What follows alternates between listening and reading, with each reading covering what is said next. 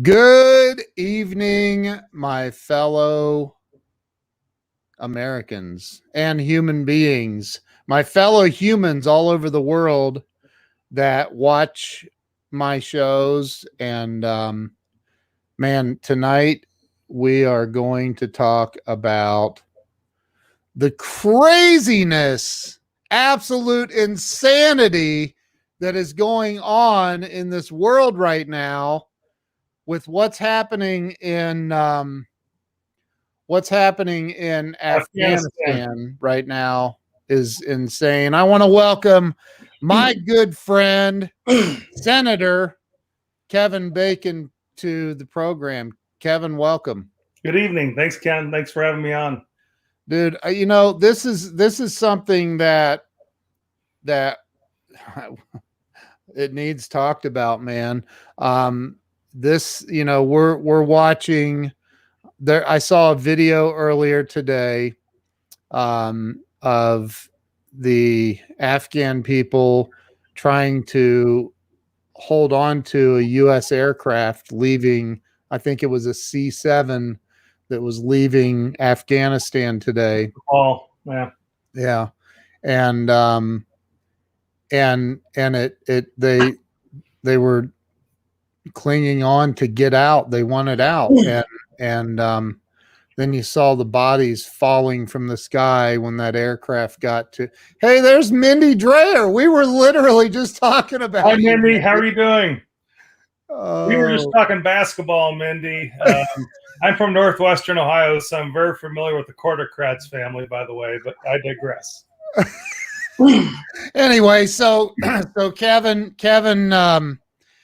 called me and asked about if I had done anything, talked about this, and I said, no, let's go live and talk about it, dude. And so here he is, and we're talking about it. So Kevin, what is going on, man? Well, it's been a very unfortunate series of circumstances in Afghanistan. As you know, that we raided and kicked the Taliban out of Afghanistan about 20 years ago. And then there have been varying opinions over the last 20 years about whether we should be in Afghanistan or not. Yeah. But the bigger question today is the handling of the crisis. I had a friend of mine back in June that I told him, I said, with the plan that I saw for the withdrawal of troops from Afghanistan, whether or not we should withdraw from Afghanistan is another issue, but how we withdrew is another problem. And I said, mark my words, come August or September, the Biden administration will have one of the worst international crises on their hands that they could imagine. Sure enough, it happened. The very, very quick withdrawal without planning, properly planning how it should be done, has left American nationals in a terrible place. If you look on the news, everybody's hunkered down in the airport in Kabul. You have about 20,000 interpreters in Afghanistan now that help the U.S. government, that all risking now being executed if they are in the country now that the Taliban has taken over.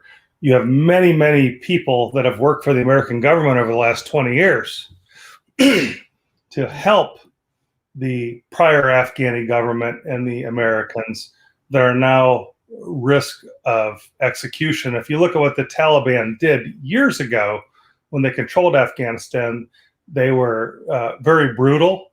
They used to execute their dissenters. They were very anti-women. Women could not work in the workforce. They had to cover their faces.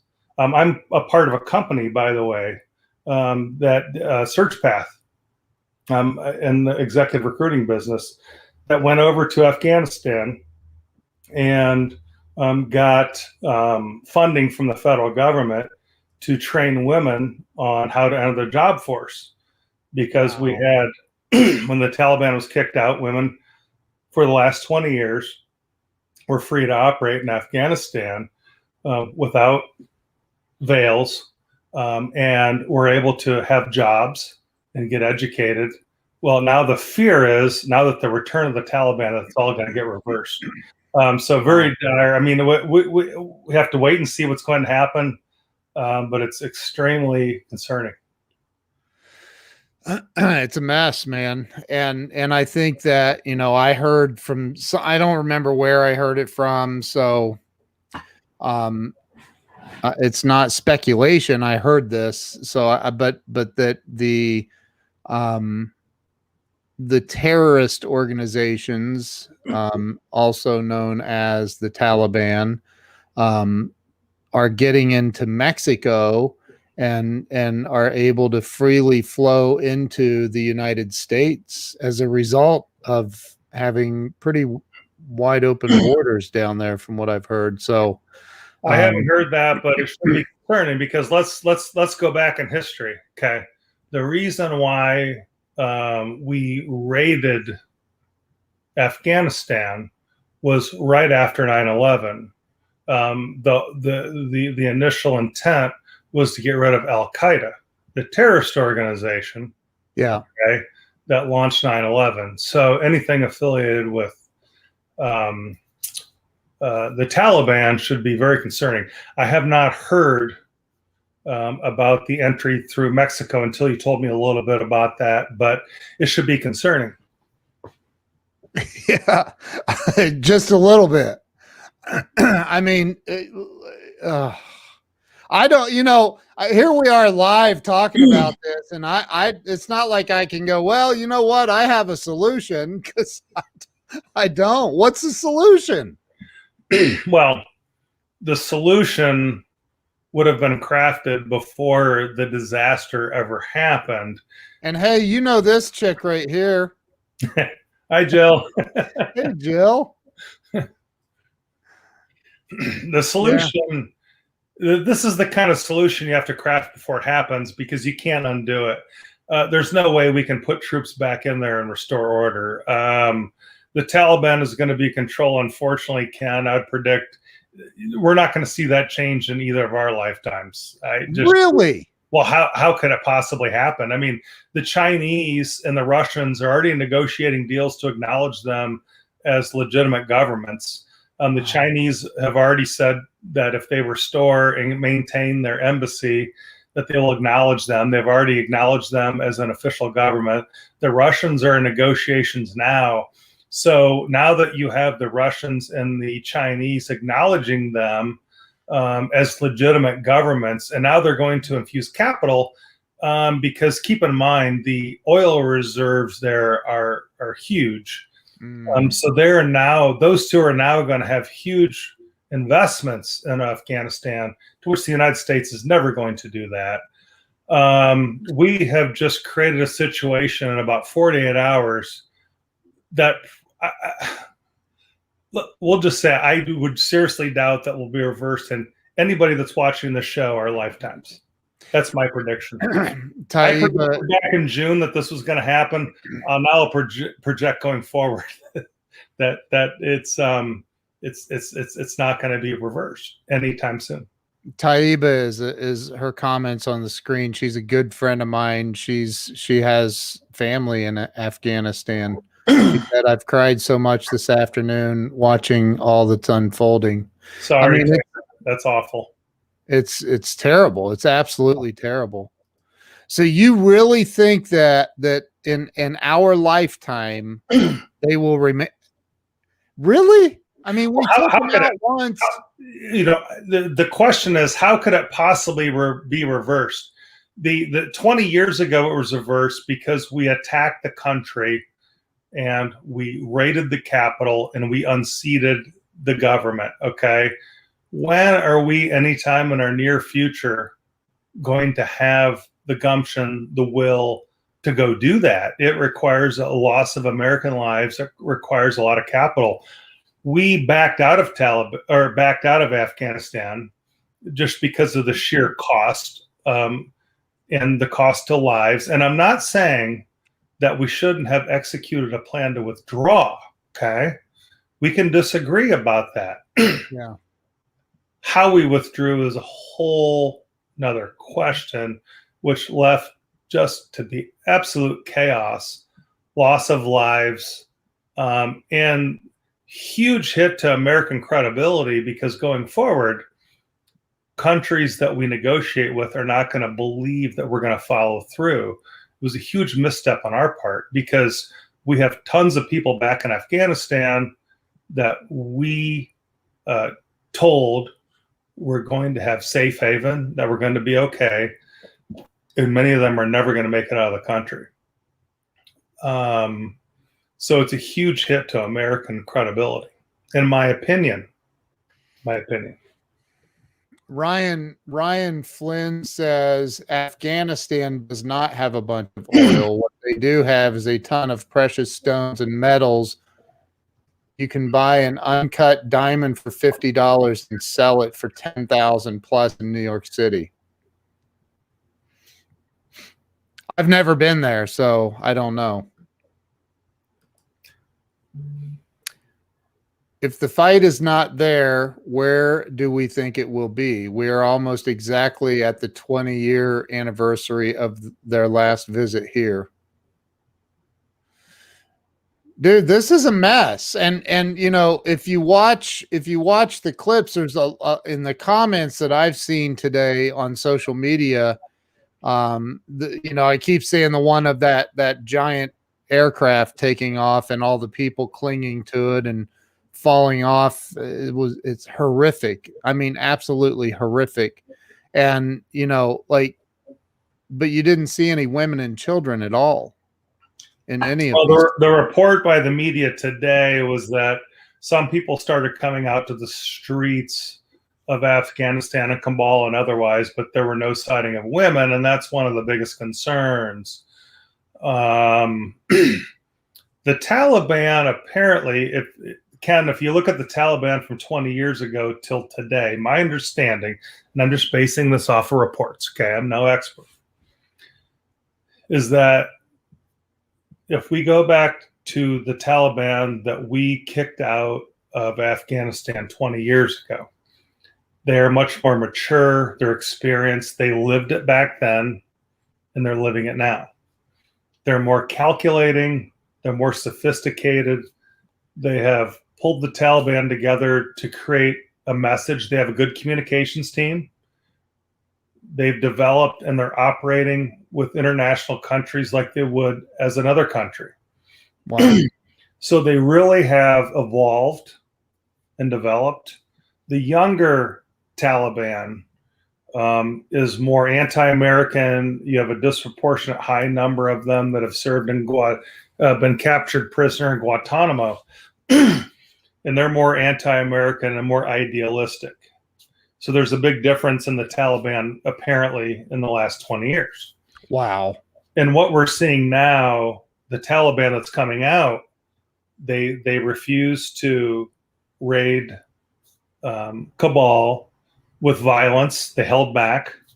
They negotiated with the American government during the withdrawal not to create violence. So there is a level of restraint we've seen from them because they've grown and they've matured now into a more sophisticated organization.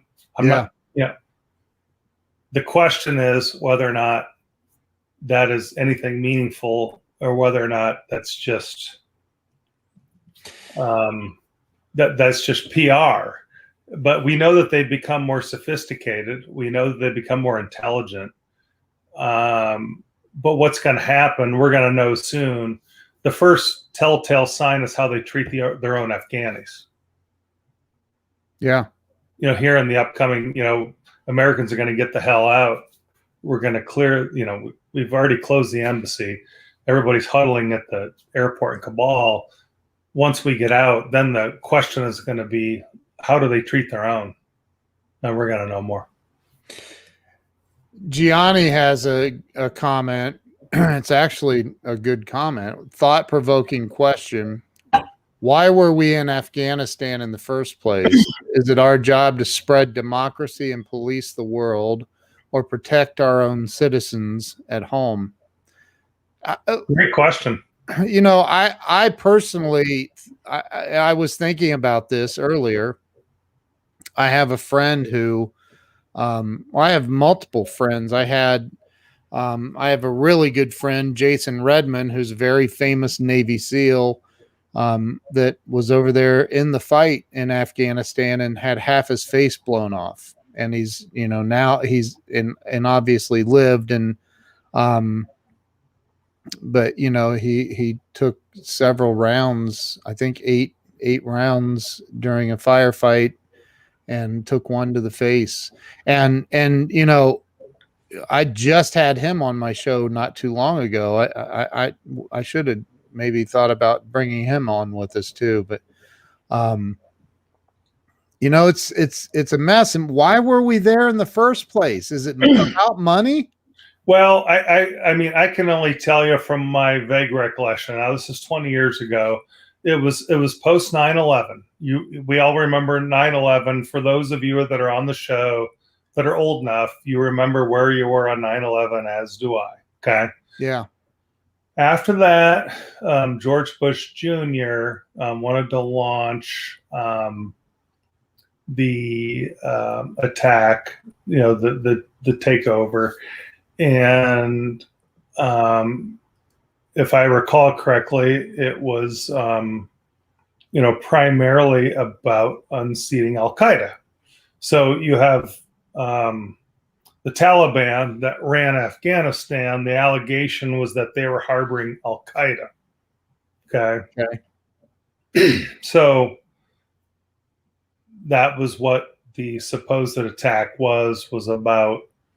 Eliminating a government that was harboring Al-Qaeda, to which years later we're saying the threat of Al-Qaeda is gone. Why are we there? Which I want to be fair here, okay? We can have an honest debate about whether or not we should still be in Afghanistan, okay? That's another question. How it was done is yet another question. Yeah. Why would we be in Afghanistan? I mean, what is, if it was to go in, eliminate Al-Qaeda, or a government that supported Al-Qaeda 20 years ago, what's the point of still being there after 20 years? Well, once again, there's not a bad argument to say that that perhaps we should withdraw. The bigger question of what happened within the last few months was the extreme abrupt withdrawal and what the plan was. And one of the briefings that I saw today was this former Security Council member that served under Obama and Bush. And what he said was, when you're presented with intelligence, meaning intelligence about the strength of right, the Taliban. Sure. He said, you don't necessarily trust it. You poke and prod and you ask questions. And you don't plan for the best case scenario. You prepare for the worst case scenario. Right. The assumption being that the administration planned on the best case scenario and did not prepare for the worst case scenario. Okay. So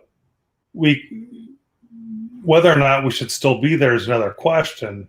How we withdrew and the manner we withdrew, I think right now everybody will concede, every media will concede that it was a disaster. They have to, man. I mean, but here's the other part. You and I we touched on it a little bit. I'd like to, go a little bit deeper on, the female suppression that is it just part of their culture? Is that what it is? Like women are just. Well, the Taliban, once again, I'm no expert here. The Taliban teaching, it's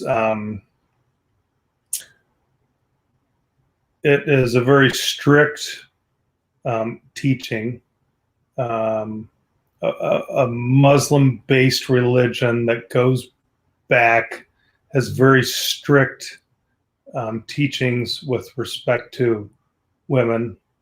Wow. And it is one that I would say that for many people in modern day society would not accept. And especially notably with how they approach conflict, with whether or not you kill dissidents or whether or not how you treat women, things like that. Wow. So we can argue all we want about religion, but for most, it's not an accepted, practice today. Yeah, of suppressing women, treating women like that. Just I can't relate to that. I didn't grow up in that in that mindset, that energy, that whatever you call it. I don't even know what you call it, but you and I can't relate to that. Yeah, it's very difficult. But the critical point today is how we, as the American government, approach situations like this. And unfortunately, it has really, really hurt American credibility. Sure. It's going to be very hard going forward for people to believe us when we enter into negotiations because of what has happened today. So we I mean, and we could both sit on here and pontificate and act like we, but my question is what comes next, man? What's your prediction for what comes next? I mean, is this going to be a global terrorist organization again? Like, are they? I don't know. I mean, this is the intriguing thing that everyone's asking.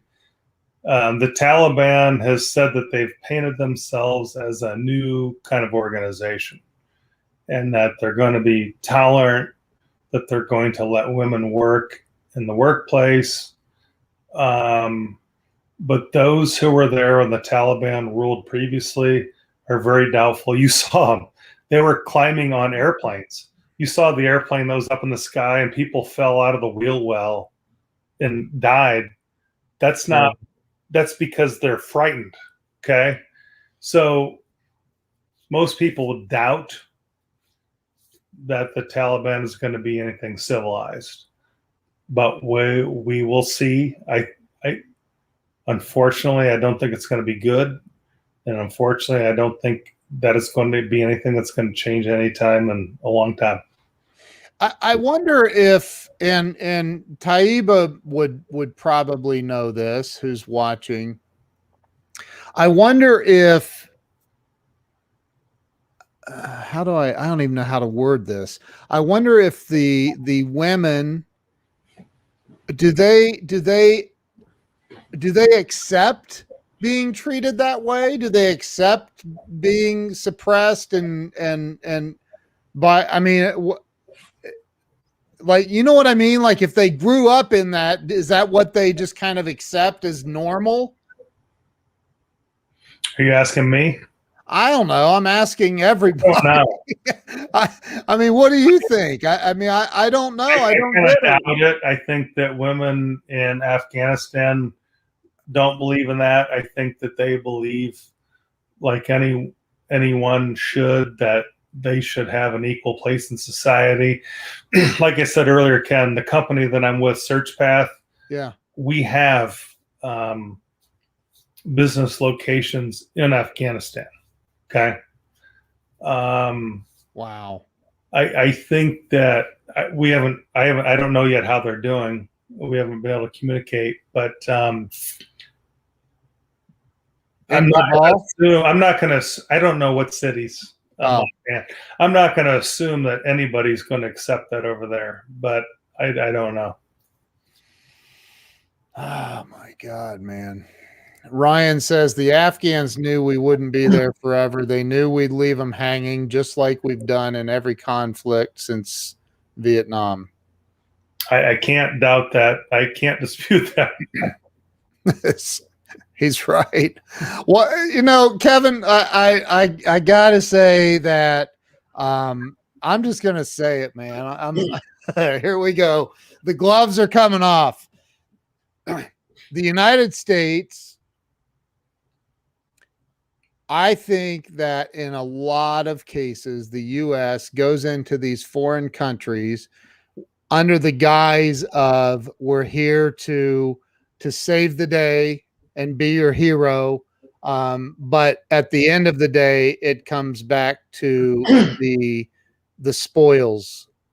It comes back to what we're going to gain financially or in power by going into countries like Afghanistan, like we did with Iraq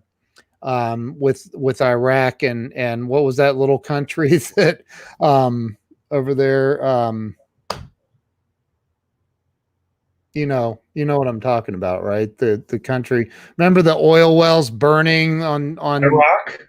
Well, Iraq was attacked that other little country, and then we went in there to fight them. I can't, it's my mind is Kuwait. Thank you, Colleen. Oh, yeah. Kuwait. And you know, we went in there pretending under the guise of we're here to be a hero, but it really came down to the money, the oil. Yeah. I mean, I remember that happened. I would say that both interests were at play, but okay, yeah. Dude, that's it. That's all you have to say. Well, I mean, I do remember we went into Kuwait because I had friends that were part of that effort right around the time I was graduating from high school, and I had friends in the military that served in that. Yeah, I mean, when you make an advancement like that, I guess my limited time in politics, you can have multiple interests. And then on top of that, you can have a message that you send to the. But it's not strictly based on humanitarian. Well, which one? Kuwait? Anything. I mean, we go into Afghanistan. I mean, what are we doing? Is it our job to police the world? Well, no, that's a great question, Ken. And that's a great question, because if you talk about what we're doing in Afghanistan, whether or not it's our job to police the world, that's a perfect question. If it was our job to police the world, we would have stayed in Afghanistan and not withdrawn at all. Okay? Whether it's our job just to stabilize and withdraw, we would have done it before. You know, in the example of Kuwait, if our interests were primarily financial, we would have gotten in and out, which we did. So that's a great question. Is it our job to police the world? And that's what our occupation of Afghanistan, that is a huge question to ask, why we were there 20 years and why we withdrew now. I mean, in 20 years, there. In 20, look, I know absolutely zero about running a government or creating one, and I know zero about running a military or creating one. And I do know how to shoot a gun and do it very well, but that's the extent of my knowledge, right? But I would think that in half of 20 years, I could put together a handful at least of some of the smartest people on planet Earth, bring them into an environment like Afghanistan, and teach them how to keep the Taliban out and run their own damn government so we can get the hell out of there. Well, and that's an interesting point, Ken, because now, while I've been critical of the withdrawal, okay, I have to be fair in talking about the assessment of Afghanistan. We've put billions of dollars into the training of Afghani soldiers over the last 20 years. So to be fair, Clearly, there was a malfunction there. They did not. They did not do a good job of resisting. Right. I think in my mind, it's probably one of two things. Either number one, they were petrified of the Taliban, or number two, this hasn't been mentioned on the media, so this is just Kevin. This is not a confirmed report. Hey, this is the media. More people watch my show than CNN. So okay, my number two is this is the Bacon report. Okay, so I said it here before any of the media said it. Here we go, the Bacon report. Well, whether or not a deal was struck with the Taliban and the Afghani army, that's another question. What? Once again, there are no reports of this. The Taliban is a very sophisticated operation. So my question is whether or not the Afghani army laid down their arms voluntarily. I'm not saying there's any evidence of that. I'm questioning if they laid down their arms so quickly, whether or not there was any communication between the Taliban army and the Afghanis, because we know the Afghanis were afraid of the Taliban. Whether or not there was a negotiation, because when you talk about taking over a country, the quickest way to do that is to seize the military, right? Yep. Once you control the military, you've dominated everything. You got it, right. Now, this question has not risen in the media. I'm not basing on anything other than just one question that I would like to examine is whether or not the Afghani military was in communication with the Taliban. And they made some kind of a backroom deal. And it's very possible. Now, this is all speculation. No, this is just me. There's no evidence to support it. Right. It's one question I would like to raise. And we'll find out whether that happened. Wow. Dude, we can put, like, there's billionaires building their own rockets and going into space, and we and we can't, and Elon and we can't stop the Taliban from taking over a city in Afghanistan. Oh, we could have, but the window that time was already passed. It's done. We can't reverse it now. Wow.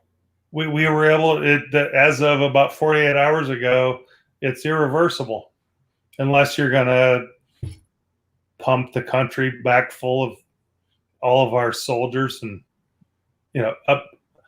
to remove an operation like that is a huge operation. This is what happened 20 years ago.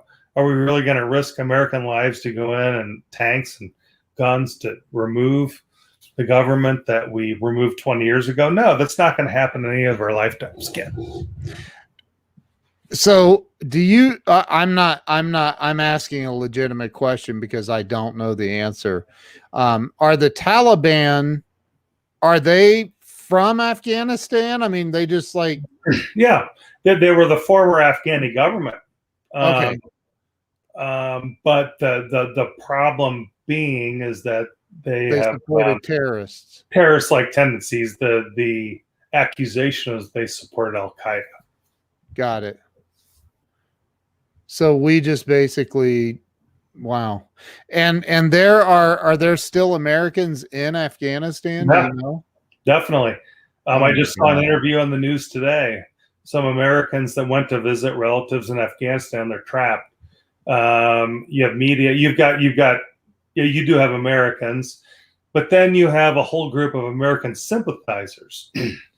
Keep in mind that these 20 years that have passed,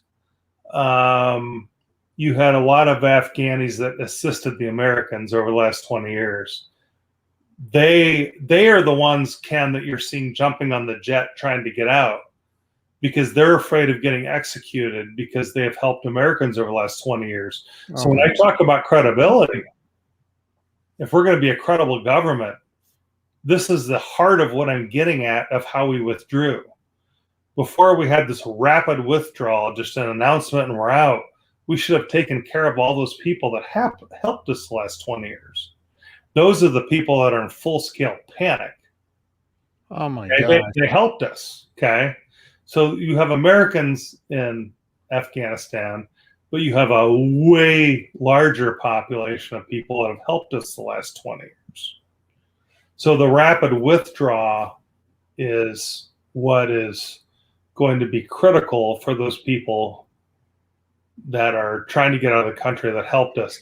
Yes, but there are Americans in Afghanistan. I just saw an interview today of some Americans that have Afghani relatives that are over there visiting, and they can't get out for now. So, yeah, didn't we just send like another 1,000 troops over there? yeah, they sent 5,000 back, and then another 1,000. Securing the airport, they've already withdrawn from the embassy. They took the flag down. They vacated the American embassy. Wow. But they're all hunkered down primarily at the airport. Wow. The last I've seen on the reports, anyway. Wow, man. Yes, Colleen, it's heartbreaking. And Taiba, my heart goes out to you. She's so sweet, and she's got family over there. She said up here in the comments, I had it up here a second ago, you have to, you don't have a choice. I think that goes back to when we were talking about the women being suppressed. She said, I was a rebel and I was born and raised in America. And then she adds, I should add, but for being a rebel, my parents gave up custody at the age of 11, and I was placed in shelters, foster homes, group homes. I wanted to be a kid, and I didn't want to be locked up in the house. Wow. We're pretty lucky here in America. At least we have been. I'm not sure how lucky we're going to continue being, but I mean, this is a debacle, man. This shouldn't have gone down the way it's gone down. Yeah, it's sad. It's unfortunate. I continue to watch the news, and this is just the beginning. There's a lot more to come on how this is going to unfold. So, yeah, Ryan says, "Did you see the video I sent? I did. I can't click on links you send in the chat with the people running to the Kabul airport with an AK going off in the background." I wonder how long they can hold that. I mean, 1,000 U.S. troops over there. I don't know how many troops we still have there. Do you? Well, about 6,000. And what I will go back to what I said earlier, and just being fair, is that let's go back to when President Biden was going to announce the withdrawal. Okay. They were in communication with the Taliban. The Taliban did agree to a ceasefire back then. I'm just being fair here. I know they're terrorists, but I'm going to be fair. Right. Okay. And fast forward to what we're enduring now, the surrounding of the airport in Kabul. Apparently, the Taliban has ceased fire. Some of the shots that were fired, some would speculate that it was American soldiers or Taliban trying to herd people into a certain area, not actually shooting at people.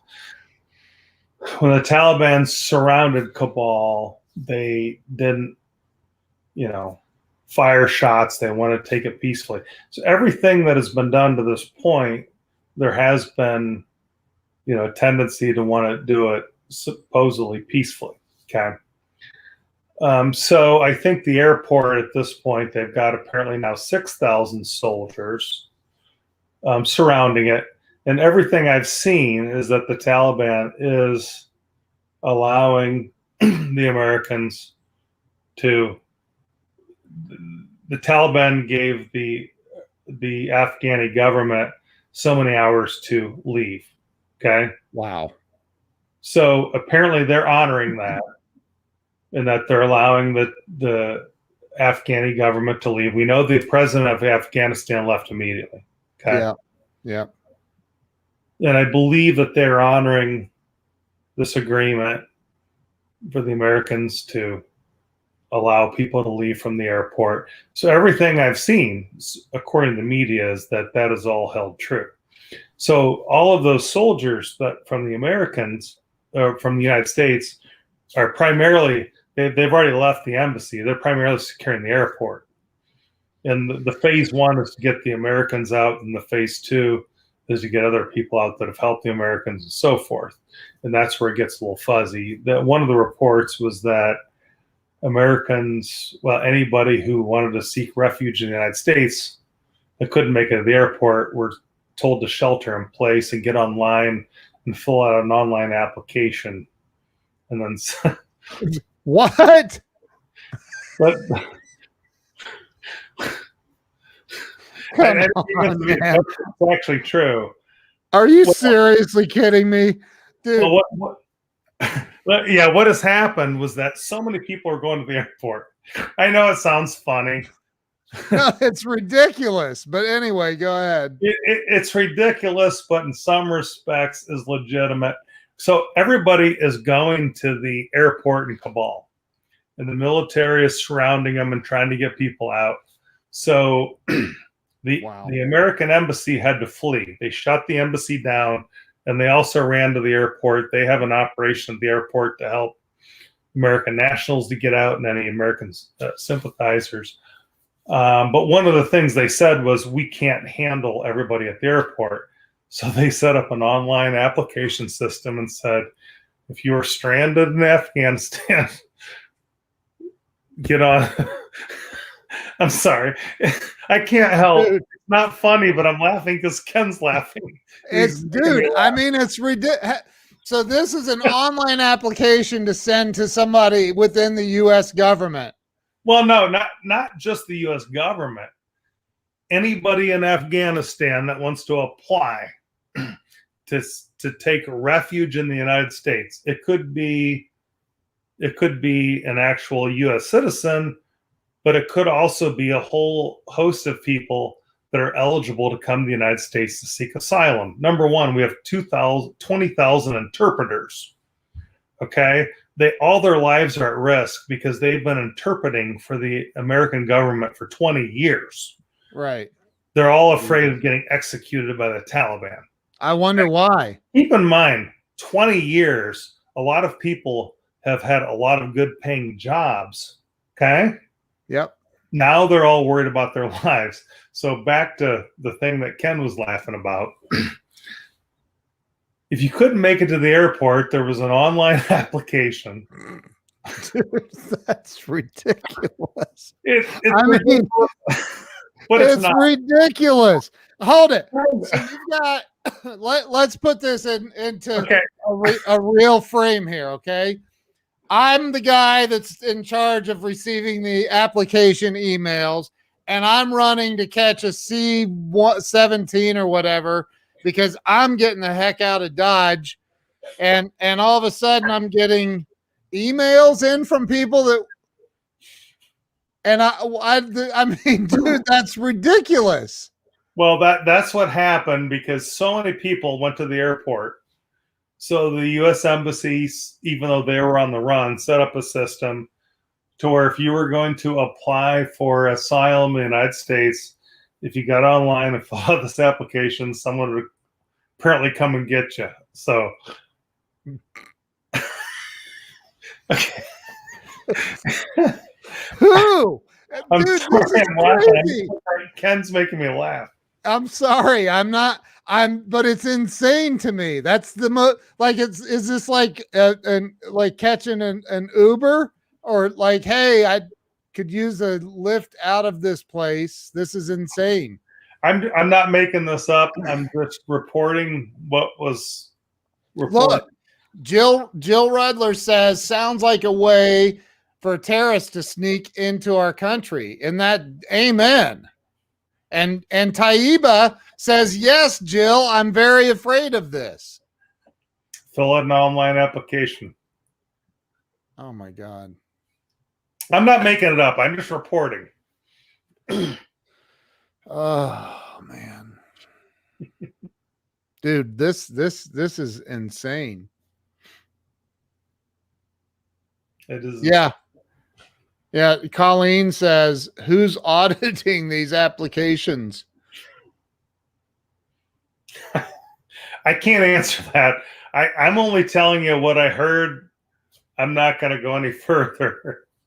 Ernest says online application sounds like mail-in voting. No shit. Right. Oh my God, dude. Way to get more people on the Democrat ticket in November. Oh my gosh.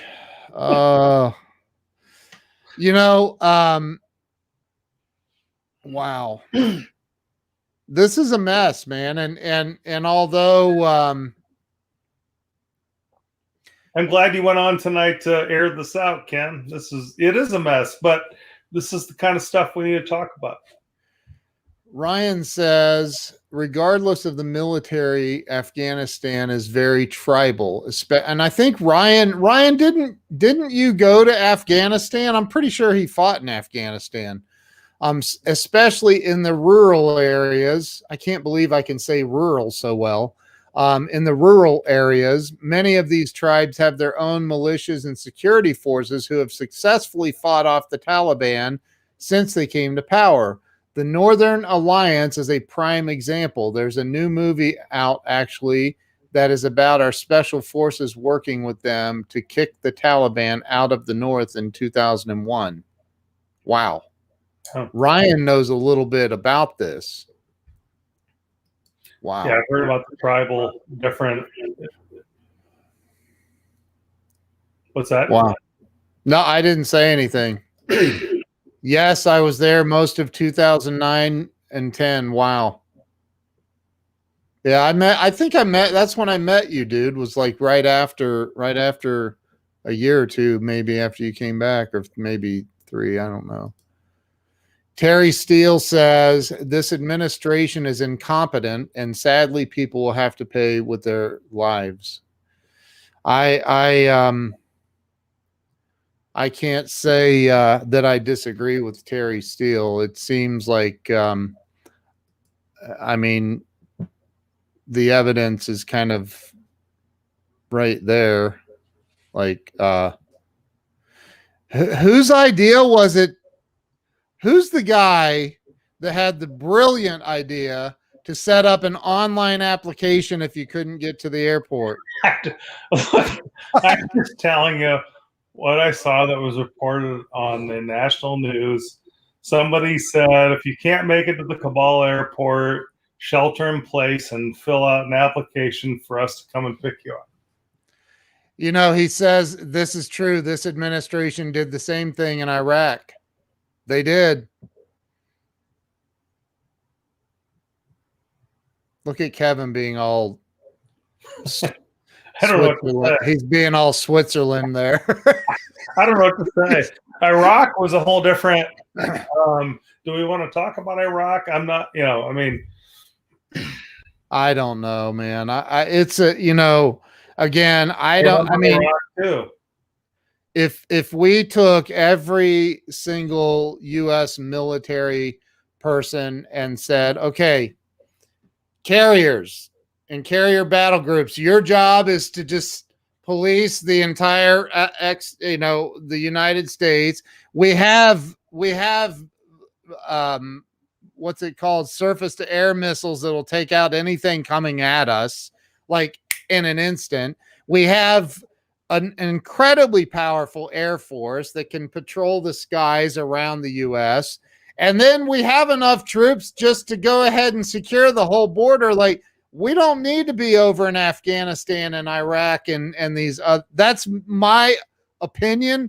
I know zero about running a military. I'm only using a few brain cells to come up with this whole idea. But it seems like we could just go ahead and keep the U.S. safe, and no offense to any other country, I love everybody, but I don't want to love the whole world at the expense of my family and your family, and I don't know, man. It's freaking crazy to me. Like, why are we over there? Well, some of our people that are on now that have more military intelligence than I do can chime in, and I would encourage them to do that. But some of it is whether or not you have, whether or not, Ken, you mentioned earlier, social obligation to protect certain areas. But then we have some parts of the country where we have fiscal, reasons, whether it's oil wells or whatever. And then some are just ballistic or military, whether or not we're close to China or the Soviet Union or otherwise. So the issue being is that there are different reasons why you'd want to occupy different parts of the world. But beyond that, I'll stop because I'm no expert. Right. I get it. Ken is defending the U.S. with half his brain tied behind his back. Wow. Wow, Charles. Wow. Jill says the reason we are there is because of 9/11 and safety. I get that. I totally get that. I know I'm oversimplifying it. I get that. But my God, man. I mean, we have our own oil. If we want oil, how about opening up the pipeline that you just shut down? Ryan says Trump. Now that might get us using his name on here, might get me shut off. Was the first president to listen to his generals, and he had the most effective battle plan. He used our Air Force to its fullest capacity and limited our troop exposure while also maintaining a foreign presence and encouraging other NATO countries to join the effort. He did. I agree. And you know what? I'm just going to throw this out. Gas was $1.80 when he left office. I'll take a few mean tweets. I'm for real. Like, come on, man. I get that he's not the most polished billionaire, billionaire. I get that, but at least he had a freaking plan. Jeez. I don't know, man. Yeah, Colleen says this opens our country up to terrorism and all sorts of danger. Ryan says out of the 20 years we spent there, we only had competent leadership for 4 years. Man, I have to agree. Do you agree with that statement? Me? Yeah. Well, for the most part, I mean, when we got into it originally, I mean,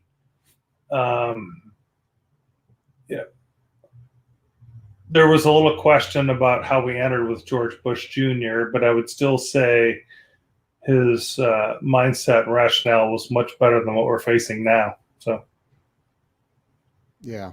So I would expand it from 4 to maybe 12, but okay, we can disagree.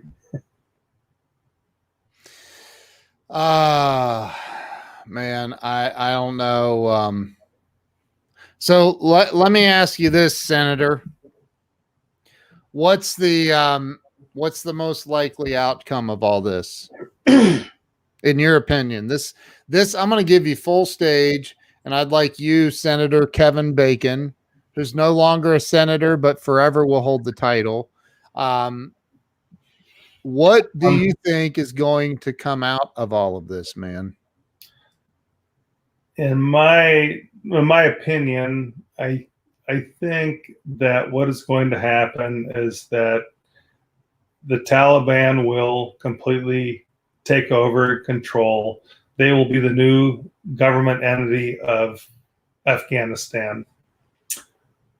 China will recognize them. Russia will recognize them. I don't know if any countries after them will recognize them. I don't think they'll be perceived internationally as a legitimate government. That said, it's probably not going to matter because, like I said, I don't think there's any time in our lifetimes that they're going to be unseated again. Okay? Unless there's a major terrorist activity. I think that they are going to engage in full-scale suppression of women. What they're saying and doing, I think, is the opposite. I don't believe that women are going to be able to go out in public without facial covering. I don't believe that they're going to be able to be educated. I don't believe that they're going to allow women to be in the workforce. I do believe that there will probably be incidents of full-scale,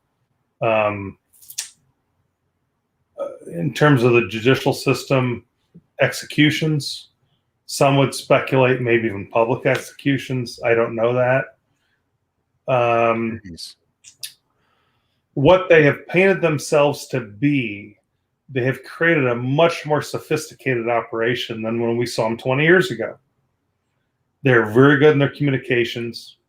They're very good about telecasting about how they're going to operate, but I'm very suspicious of that. I hope that they can be players in the community, and I hope that they can be civil, but based on history, like I said earlier, Ken, I'm more of one to base things on history, not on what people say. What they're saying and what they've done are two opposite things. I hope that they do what they're going to say, but I do not believe that's going to happen. I think it's going to be a very bad situation for Afghanis, especially women. And I can only pray for the people that want to get out, they can get out. They're not going to let all their subjects just leave.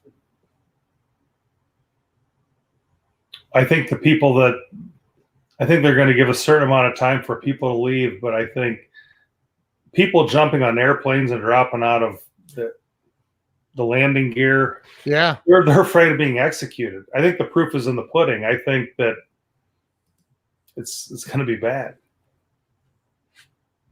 What about the surrounding countries? I mean, Hitler. Pakistan's totally in their. Yeah, they've been harboring all of the Afghanis in the last 20 years. And Pakistan's primary goal is to take over India. So, I mean, Hitler didn't he didn't stop with one country. Pakistanis have been harboring, even though they denied it, they've been harboring the Afghanis for the last 20 years. Iraq has kind of created their own independent government. Iran, I don't know where they're going to be. Like I said, I don't want to sound like I'm an expert in all this, but I think the Pakistanis and the Afghanis are probably going to join forces, which makes it more disconcerting. I'm taking a note. I want to see that what Ryan is talking about there. If you want to know how the bureaucrat BS from the politicians who didn't listen to the generals trickled down to the soldiers, just watch the movie The Outpost. It came out last year and is spot on. I haven't seen it. Neither have I. I'll watch it though. Wow. We're not I think that in America, we live in a bubble. It's a fake bubble. I mean, 9/11 proved that, but we live in this place of thinking we're in America. We're going to be okay. Terrorism can't get to us. We thought that till 9/11. Yeah. And it appears that man, this is not a good situation.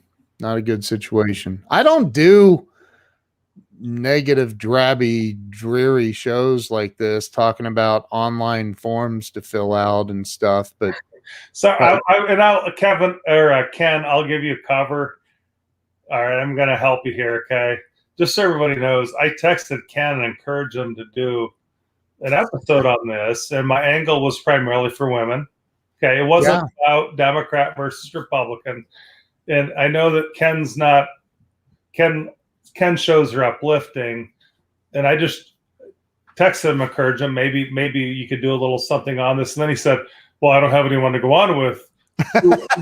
So then I had to come on because yeah, it's like you volunteer, then you got to go do it. So right.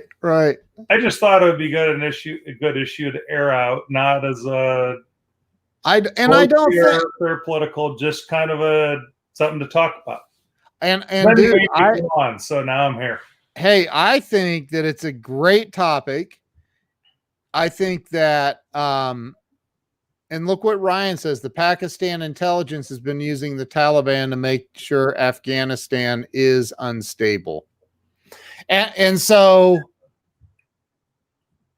I really feel like, I mean, dude, okay, I'm just going to say it. This is coming to America.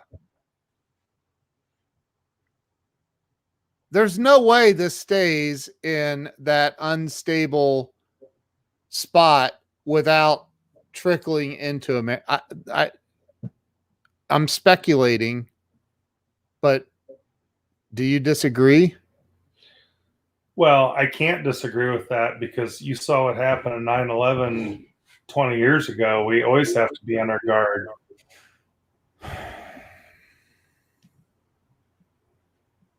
I mean, here's a big difference, though.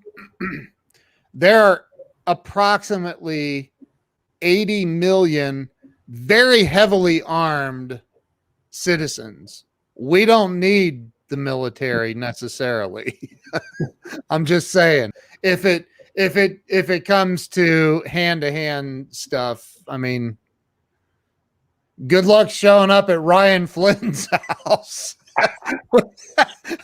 I'm just saying that would be a really bad idea.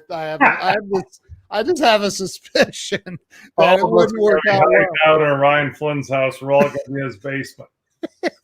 He's like, basement? Yeah, I got a door in the basement. It goes to the bunker. Come on.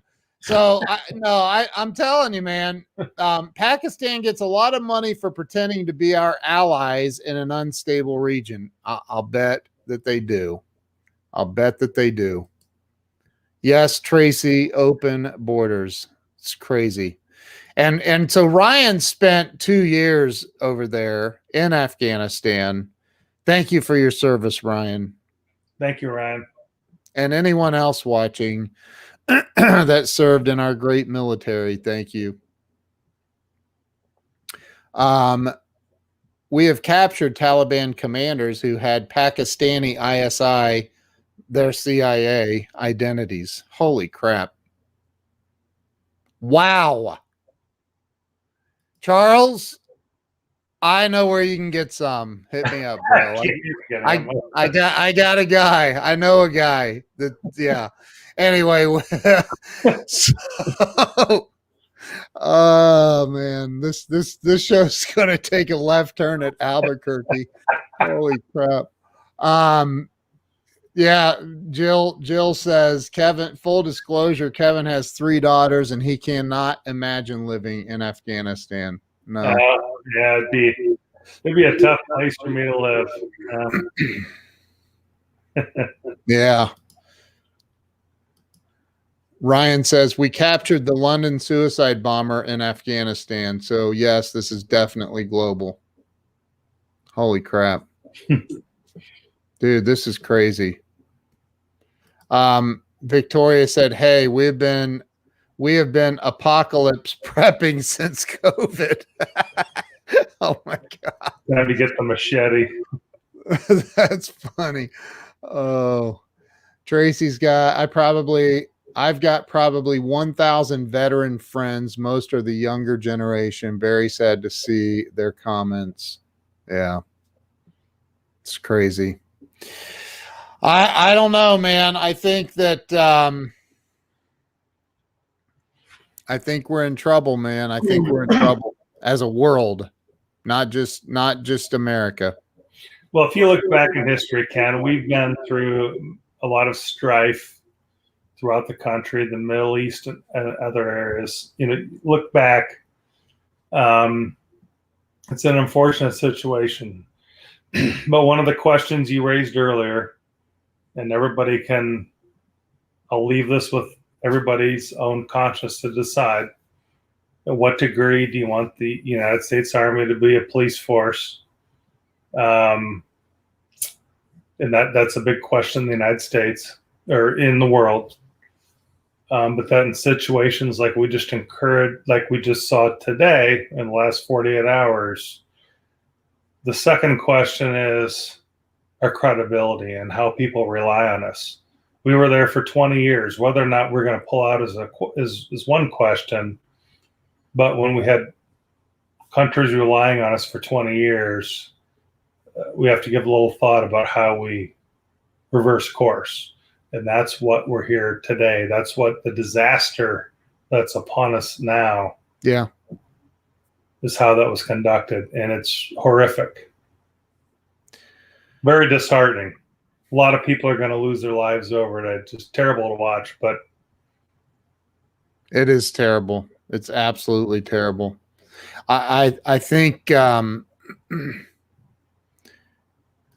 here, Ryan says, oh, look, we have the Taliban joining us. Hey, Taliban. What's that? I don't know. Really a page called the Taliban on YouTube. It's a YouTube person. And they said, hey guys. Hey guys. Hey, Mr. Taliban. I'm waiting for more comments from the Taliban. Yeah. Hey, a major problem is that once we've legitimized another insurgency and allowed them to become respectable, legitimate adversaries. Yep. It's true. I'm interested to see what that other page was that said the Taliban. Hey guys. It was probably somebody. It was probably somebody goofing around. I don't know. Somebody's in Afghanistan watching us. They're watching you, Ken. Yeah. Show up at your doorstep in the morning. Yeah, right. Afghanistan was a major playground for the alphabet soup, ATF, CIA, FBI, etc. Wow. Wow, wow, wow. Wow. This is crazy, man. Like, how do I say this? The last year and a half.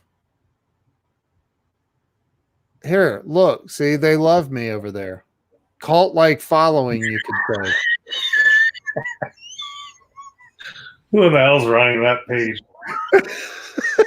We love Ken over here. Oh, the Taliban has lots of Ken Walls.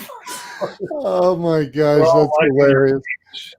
Have you ever heard that that there's a recording? That's somebody goofing around. But have you ever heard that recording of? Let's hope so. Unless you're a Taliban sympathizer. I know, right? The real Ken Walls. Ooh. That's crazy. That's crazy, man. They all had their own agendas. Sometimes we'd capture someone and they'd let them go because they were some sort of asset. Wow. If they're going to help them, if they're going to help the U.S. government. Wow. That's crazy, man. But there was a recording that was out. I'm sure it's on YouTube, but the Taliban Taliban being, I forget the title of it, but it's a phone call and the guy's like, hello, Taliban. And he's like, hello, Mr. Taliban. This is Agent so-and-so from the United States FBI. And we're asking you to tell us where Osama bin Laden is now, or you're going to receive an assault like nothing you've ever seen, and blah, blah, blah. And he's like, we don't know nothing about no bin Laden. And he hangs up, and then all of a sudden he's like, all right, you asked for it. And so it's an assault of all these telemarketing companies calling this number over and over and over, trying to sell them extended auto warranty. It's hilarious. It's look, they want to switch. We've had meetings about dropping the whole Taliban thing and becoming the cult of Ken. There you go. And I'm going to see it on CNN tomorrow. Taliban changes their name to Ken. Yeah, right. But they have to treat women with love and respect and honor. They don't have to wear that thing, whatever it's called, something, right? And you know, they have to stop killing people. That'll be a deal breaker, by the way. Which part? All of everything you just said. There's no way the Taliban's going to go along with that. That'll be a deal breaker. Come on, man, just do it, okay, guys? Not me. I'm just saying it'll be a deal breaker. Here, Ryan would know what it's called. He spent a couple of years of it. A burqa. Yeah. Death by telemarketing. Oh. Look, Victoria, have you been practicing? No. Oh. You really have a great Taliban accent. I'm actually shocked to hear that, Victoria. She's saying I do. I know, but I'm shocked to hear that. I don't think it's. I didn't hear anything. Taliban. It's a great Taliban accent. I don't think it's that good. I've not spoken with any Taliban in recent years, but I'm fairly certain I don't have a good Taliban accent. But I do know this. I know that there are people that want out, and I think that we should get them out. And for any American to say, well, we don't have the room, I disagree with that. Go take a drive through Montana. There is a lot of room in Montana. So I'm just saying, like, I think that the people who are, it was literally heartbreaking to watch those people fall from that airplane in that video. And I think that I don't know, man. I think it's we got to do something. I don't know. I say that and then I think, oh, but 20 years.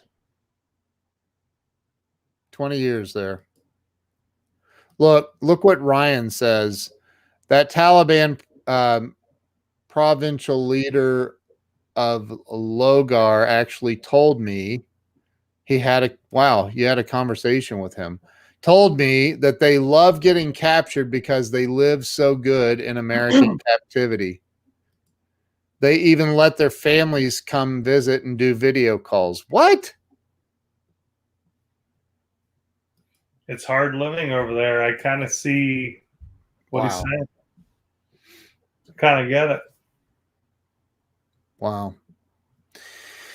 All right, Kevin. Well, have we? Okay, so did we solve anything? Did we make the world a better place? I'm not sure that the goal was to solve anything, because there's no way we can solve any of this on a call. But it's good to talk. I think that it was great that Ken, that you brought all of your listeners in to have a dialogue. That's all it was about, because all we can do is continue to learn, because the situation is going to be with us for a long time.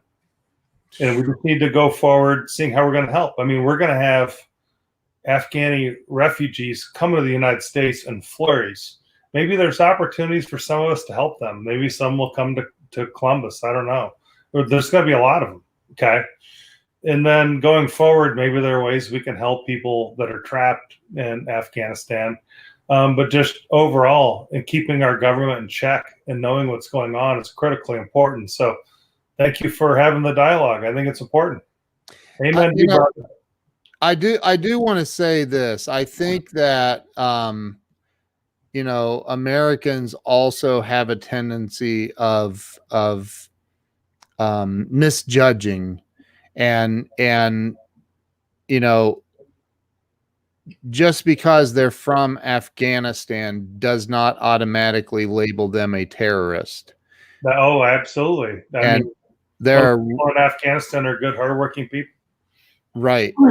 And so, the people that I would say the majority, there may be a few outliers here and there, but the majority of the people that do end up coming over here for seeking refuge from this debacle mess that is going on, they're good people. And the people fleeing are the non-terrorists. They're the people right. who want to get out because they're trying to get out, get away from being persecuted. So yes, I would be totally shocked if we didn't have some that come right here to Central Ohio. Yeah. Yeah. Well, as a human race, we all need to just stop this crap. Like but that's a whole nother show, man. Kevin, thank you for jumping on here with everybody. Thanks, Ken. Have a good evening. Don't hang up on me.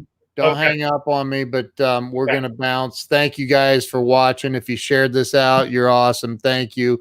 Ryan Flynn, thank you again for all of your comments. Yeah. All right. We'll see you guys.